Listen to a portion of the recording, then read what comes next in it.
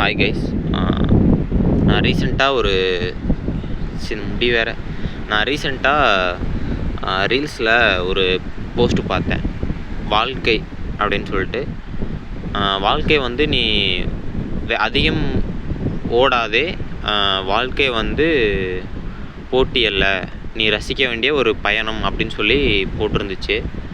அது ஏதோ உண்மை தான். நம்ம எடுத்துக்காட்டுக்கு சாப்பாட்டுக்காக தான் வேலைக்கே போகிறோம்.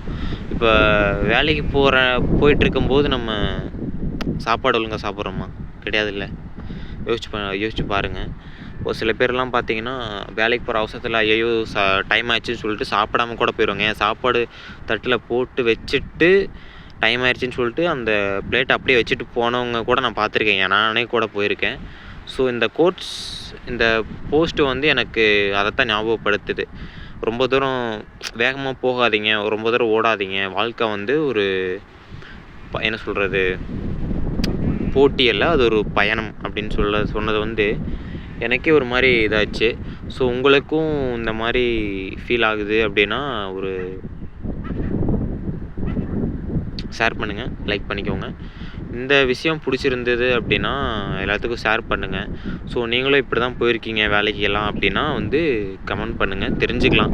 நான் மட்டும்தான் அப்படி இருக்கானா இல்லை எல்லாருமே அப்படி தான் இருக்கீங்களா அப்படின்றது.